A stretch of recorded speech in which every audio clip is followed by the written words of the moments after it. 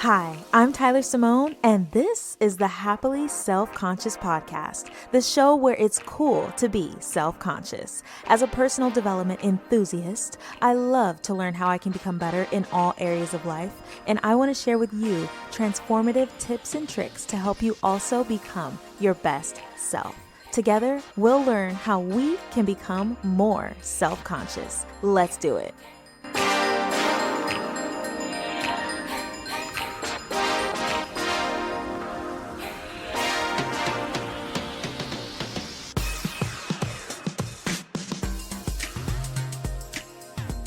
Hello there. Welcome to episode number 13 of the Happily Self-Conscious podcast. Can you believe that it is September? We are 3 months away, about 3 months away from 2024. Can you believe it? This is actually a pretty exciting time. I always feel like I'm in hibernation around this time, just simmering, waiting to pop out in the new year. The holidays are creeping up. Things are a little bit slower now that summer's over. It might be a little early for New Year's resolutions, but I do think that it's the perfect time to start looking ahead and deciding what you want to do next. Who do you want to be in the new year? It has definitely been on my mind lately, just taking a lot of notes, brainstorming, and also celebrating all that this year has come to be. I don't think I've had a year like 2023 ever in my life. I mean, the amount of lessons I've learned this year is out of this world, but I'm so grateful for those, of course. A wise woman once said, "People who want the best for you want you to be your best." That wise woman is Oprah, one of my favorite people on this planet and a huge mentor of mine. I heard that statement in one of her speeches that I was listening to on my walk today, and it was right on time. Today's episode is all about gifts, your gifts, and allowing those gifts to take center stage.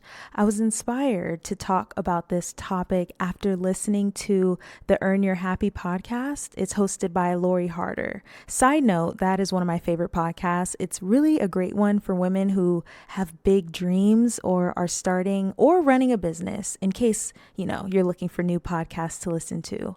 So on this specific podcast episode, Lori and her guest, Sunny Bonnell, who is a co-founder for the Rarebreed brand, were discussing Sunny's book that I definitely plan on reading, and it talks all about being a rare breed.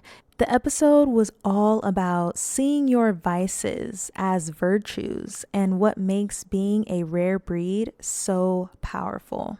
Someone who is a rare breed is someone who rocks the boat.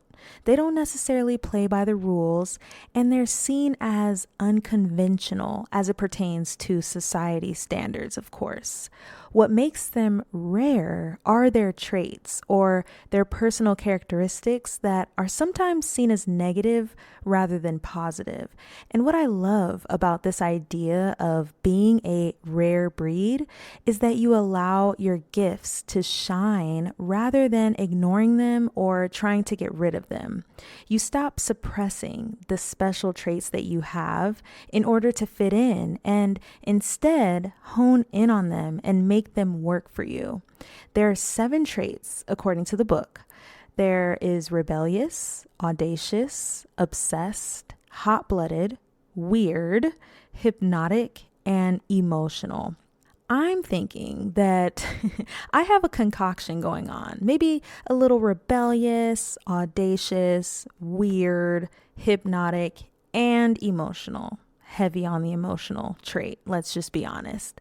Your gift, or in this case, your rare breed trait or traits, are your superpowers. It's what makes you different. It's what makes you stand out. And when you suppress the gifts that you have, you're not embracing all of who you are. You want to know something? This might blow your mind. I know it blew mine for sure. The things that you were most teased about as a child, and maybe even as an adult, are your gifts. How crazy is that? And sometimes your gifts are so apparent, but at the same time, so deeply ingrained in who you are in your day-to-day life that you don't classify them as gifts. You just think, oh, that's just the way I am. So not only can others push you to believe that the things that are special about you are quote unquote bad things or weird, not natural, but you're also so used to being you that you have no idea that you are gifted in many ways. Do you love to read, want to get more into reading, or just really enjoy personal development like I do? I invite you to join me over in the Happily Self-Conscious Book Club, a free virtual book club brought to you by bookclubs.com, designed for anyone who is looking to connect with other people who are on their self-growth journey. I am super excited about this new opportunity to connect with you and to discuss different ways that we can become so much more effective in the way that we show up in the world, personally and professionally. We are all so different. We're in different stages. We've learned different lessons so far, but we do have one thing in common. We are looking to become even better, smarter, and more efficient. I will be joining you and the other book club members live once a month to discuss our most recent book club pick, which will be an inspiring and life-changing self-help novel. So we'll be discussing topics like emotional intelligence, intuition, projection, perfectionism, charisma, presence, leadership, and so much more to help us all on our individual self-growth journeys. This book club is meant to foster community and to spark interesting conversations. I would love for you to join me in becoming even more self-conscious. Click the link located in the show notes to join today. It's just one click away. It occurred to me recently that, oh my gosh, one of my gifts is happiness. I started to realize this a few years ago, actually, and it's only become more apparent as I've gotten older, but this concept of the rare breed and allowing your gifts to shine really solidified it for me. The reason why I believe that being happy is a gift of mine is because my ability to be happy, despite what's going on around me, has always come easy to me. And that ability has been critiqued and questioned ever since I was a little girl. I cannot tell you how many times people have asked me how I do it. Why are you so happy all the time? Why do you smile so much? And to be completely honest with you, it used to make me question myself. I used to think that something was wrong with me. I just couldn't understand why that ability was questioned so much and why it wasn't something people found great about me, because I wasn't being asked in a positive way. Those questions were coming from a confused place. And despite me being young, I knew that that was odd, because isn't happiness something everybody wants? Isn't positivity the goal? It was really weird to me. And let me tell you, this hasn't completely gone away, unfortunately, but I am questioned a lot less now that I'm older, thankfully. I can say that now I allow this gift that I've always had to lead the way. And I've realized that it is rare. Being able to see the positive side of things, to see the good in every situation, is a gift. It's nothing to be ashamed of.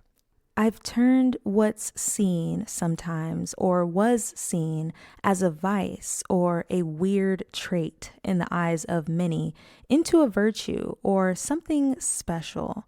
And it's the choice to allow that gift to shine that has changed my life in more ways than one.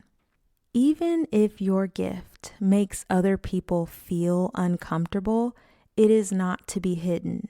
What I find is that other people who have embraced their own gifts will embrace yours too. It's such a simple concept, but it makes a lot of sense. Those who do not embrace all that they are can't do that for you. It's impossible.